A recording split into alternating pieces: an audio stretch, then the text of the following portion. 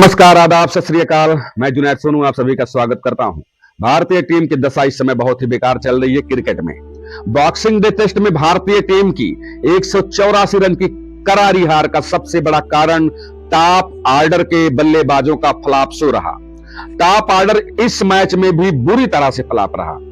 पहली पारी में यशस्वी जायसवाल और रोहित शर्मा के बीच पहले विकेट के लिए केवल 8 रन की साझेदारी हुई, जिसमें रोहित शर्मा ने 3 रन बनाए और वो आउट हो गए थे।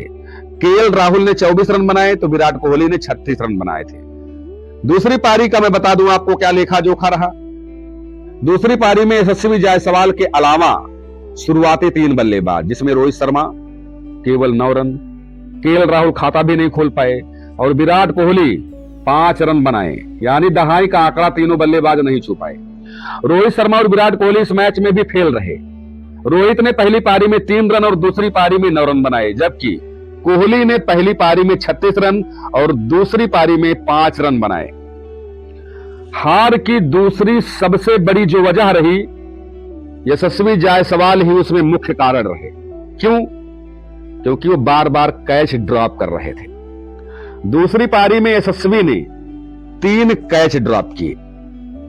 ऑस्ट्रेलिया की दूसरी पारी के चौथे ओवर में उन्होंने उस्मान ख्वाजा का कैच छोड़ दिया। आकाशदीप के ओवर की दूसरी बॉल पर यशस्वी से गली में उनका कैच छूट गया। आप सोच सकते हैं, इंटरनेशनल में आप छोटी सी गलती करते हैं तो खामियाजा भुगतना पड़ जाता है। फिर क्या हुआ? 40वें ओवर में मार्नस लाबुशेन को जीवनदान मिला। आकाशदीप की बॉल पर यशस्वी से गली पर उनका कैच भी ड्रॉप हो गया, यानी लाबुशेन भी बच गए। 49वें ओवर में यशस्वी से पारी का तीसरा कैच ड्रॉप हुआ। इस बार उन्होंने पैट कमिंस का कैच छोड़ा।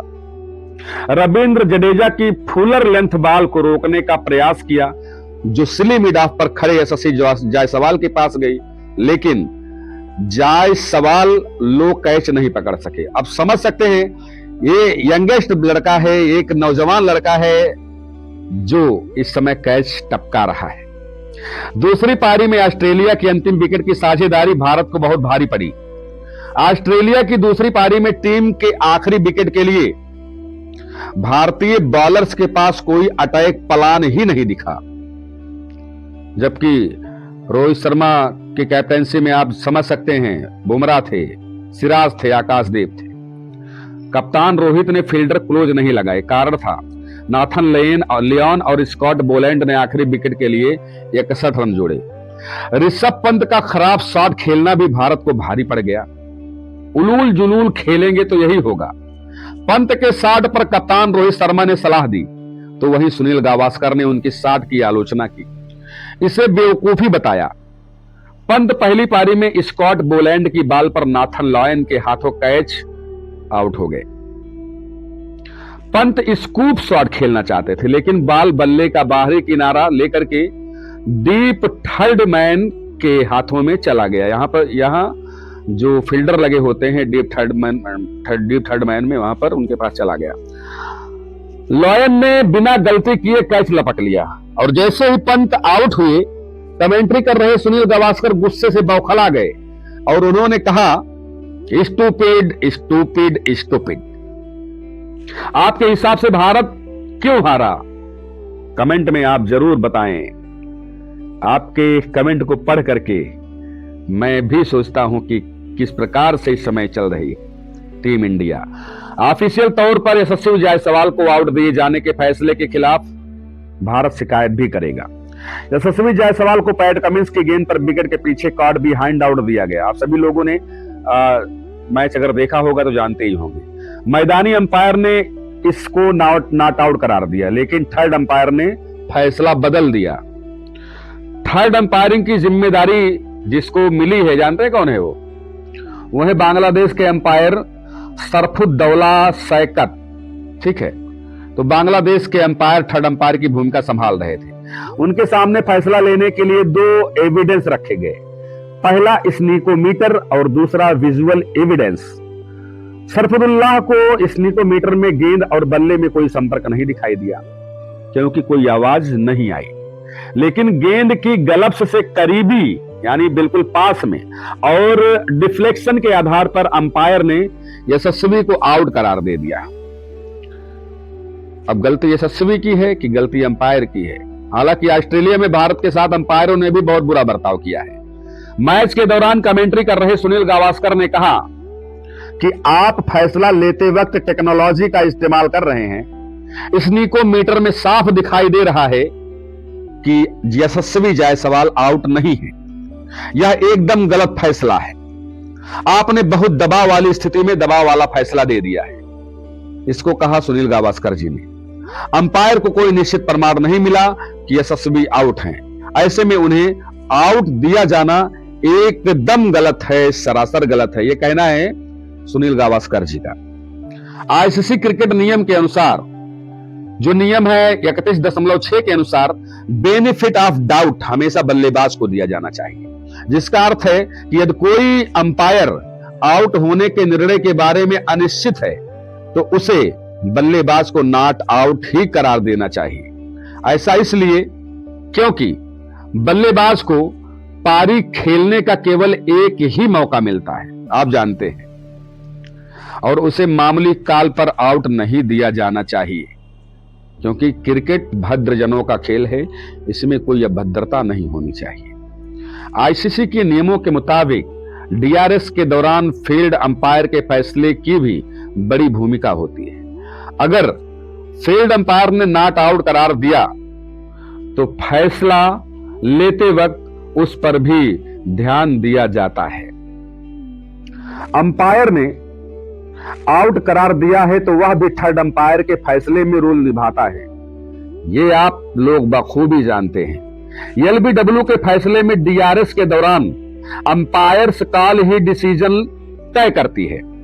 सीरीज के पहले मैच में भी विकेट को लेकर विवाद खड़ा हुआ था। पहले मैच में भारत की पहली पारी के दौरान केएल राहुल के आउट होने पर विवाद हुआ था। 23वें ओवर की दूसरी गेंद स्टार्क ने आगे फेंकी, जिसे राहुल ने डिफेंस करना चाहा। गेंद उनके बल्ले के बिल्कुल पास से विकेट कीपर एलेक्स कैरी के हाथों में चली गई। पूरी ऑस्ट्रेलियाई टीम ने जोरदार अपील की, अंपायर पर दबाव डाल ही दिया, लेकिन अंपायर ने आउट नहीं दिया क्योंकि वो आउट नहीं थे। राहुल के खिलाफ ऑस्ट्रेलियाई कप्तान पैट कमिंस ने रिव्यू लिया। रिव्यू में जब रिप्ले दिखाया तो बैक कैमरा एंगल से बैट और बाल के बीच गैप साफ दिख रहा था, यानी बल्ले और बाल के बीच में दूरी साफ साफ दिखाई दे रही थी। लेकिन फिर भी स्नीकोमीटर में हरकत दिखाई गई। अब सोचिए गलती किसकी है। इसके बावजूद भी थर्ड अंपायर ने केएल राहुल को आउट करार दे दिया। दूरी थी, स्नीकोमीटर थोड़ा सा रिफ्लेक्ट किया तो आउट दे दिया। थर्ड अंपायर ने यह डिसीजन स्नीकोमीटर के आधार पर लिया था।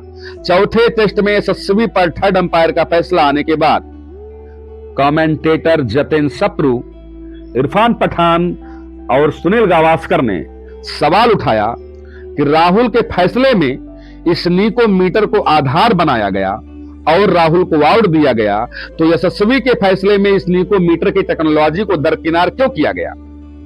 यहां पर स्नीकोमीटर अगर काम नहीं किया या बॉल जब बल्ले में लगी ही नहीं तभी तो स्नीकोमीटर काम नहीं किया। यह दोहरा रवैया क्यों अपनाया? यशस्वी 71वें ओवर में आउट हुए। टीम इंडिया का स्कोर 7 विकेट के नुकसान पर 140 रन था। अगले 8 ओवर में भारत 155 रन पर ऑल आउट हो गई। टीम इंडिया मेलबर्न टेस्ट हार गई। अब बताइए आपको क्या लगता है कि यशस्वी के साथ बेईमानी के कारण भारत ये मैच हार गया, या टॉप ऑर्डर की खराब बल्लेबाजी की वजह से भारत हार गया, या फिर बुमराह को सही साथ न मिलने की वजह से भारत ये मैच हार गया?